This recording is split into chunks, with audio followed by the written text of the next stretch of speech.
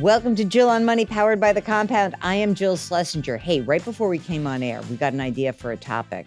Duncan, the man who's running the show. Duncan, what did you say about my beloved Social Security system?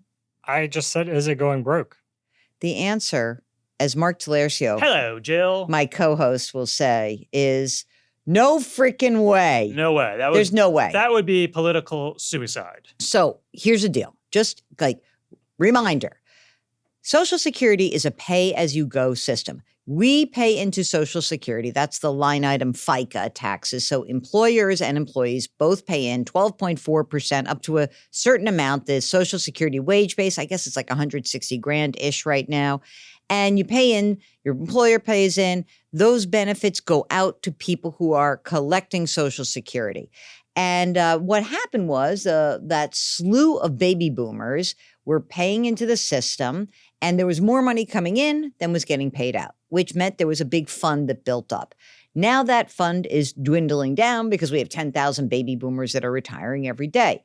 And so when people say Social Security is going broke, what they really mean to say is the trust fund is going to be depleted by about, let's call it 2035. And at that point, it's not broke. At that point, there are enough workers to pay out about 75 to 80% of the promised benefits. Mark, that does not seem like a great thing.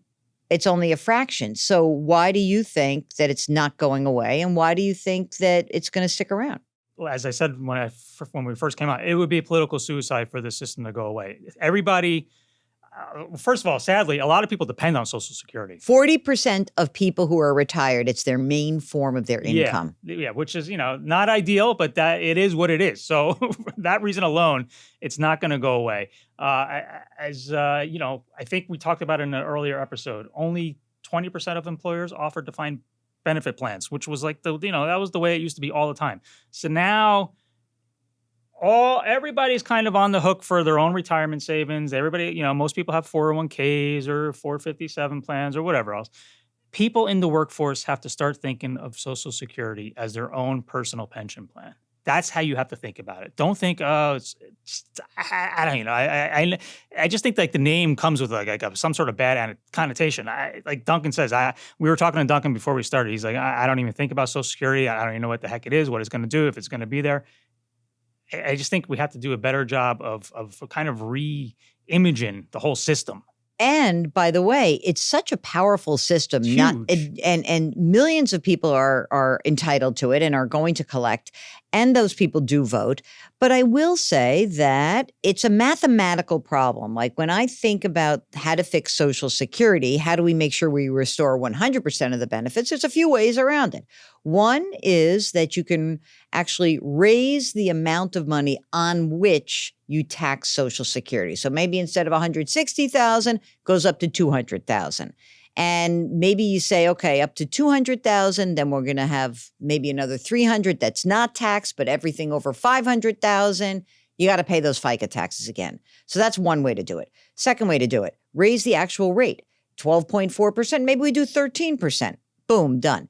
The thing I don't think is a great idea is moving the retirement age. Everyone will always say to me, well, we live longer, so we should just make people work longer. And you and I know we interviewed That's not going to work. Teresa Ghilarducci, great economist who we adore. She points out to us, like, you're someone who does manual labor, physical labor. You're a blue-collar worker. You're going to tell these people, oh, you know what? You got to wait till you're 80 before. No, you're not going to do that. So we're going to fix the Social Security system. It's going to be there for you. And one of the most powerful aspects of Social Security is that there is a cost of living adjustment. So when everybody was whining about, oh my God, inflation, guess what? Social Security is adjusted with inflation. So that is one stream of income that is guaranteed that you don't have to wait for. And you don't have to wait to see what will happen when inflation eats into it. And I would say for anybody watching right now, if you haven't already done so, log on to Social Security, create your account. You're going to need this in the future, no matter what. So you might as well just do it now. And you can go in there and it will show you right now what your future benefit is. And chances are, if you're a full-time worker in the workforce and you're making decent money, you're probably looking at a future benefit of maybe, let's just say $3,000 a month. Maybe it's $4,000. Maybe it's a little less. But let's just say $3,000 a month. That's basically the equivalent of having $1 million saved right now. So think of it that way. You have whatever you have right now saved. Just think of it.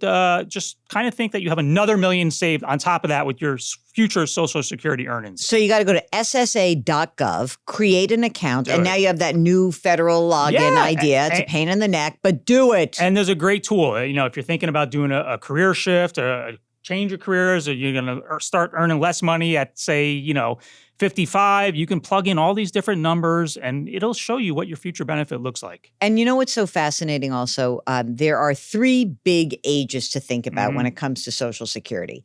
So I call it 62, 67, 70. Yep. 62, that is the earliest you can claim your Social Security retirement benefits. And it's a stinker of a deal because when you claim at 62, you have a permanently lower benefit. There are all these problems if you're trying to think about making money during, from like 62 to 67, it's taxed differently. And if you have a spouse who's non-working and is relying on your record for Social Security, who's going to claim half of your benefit, that's like a double stinker. So if possible, unless you're really sick or you really desperately need the money, don't claim at 62. 67 is full retirement age. So that's a good number. It's a good number if you've got a non-working spouse. But oh my God, if you wait till 70, you get an extra almost 8% a year by waiting. Now, you know what everyone will tell us? They come onto the show and they say, if I wait, I got to live till I'm 122. I know. The break even. The break even. If you're in good health and you got a good life expectancy and you want higher income, waiting till 70 is great. There's only a tiny sliver of people who can wait. Till 70. Yeah. I mean, if you don't want to wait till 70, at least give me 67. Give us 67. Yeah. Mark, what is Social Security again? Social Security is your pension. And what's the second part of that? I don't know what. Ding dong. Oh, it's your pension, ding dong. That's how people have to think about it. That is Mark Talercio. I didn't call you a ding dong. He did, although he does quote me. I think I started saying ding dong, and you picked that up a little bit. Time now. I know. I'm sorry. Does Theo say it? Theo's even saying ding dong. Yeah. It's good. Aunt Jill is really teaching him a lot. All right, ding dongs. Thank you so much for watching. Hey, leave us a comment. Ask us a Social Security question. If you've got a claiming question, claiming strategies have changed dramatically. Social Security is not going away. It's a system that works. If you have questions about it, if you think you're so much smarter than the system and you're going to make more than that guaranteed return, I'd love to hear from you. You're not going to do it. Anyway, you can also go to our website, jillonmoney.com, click the Contact Us button. Thanks so much for watching. We'll talk to you next time.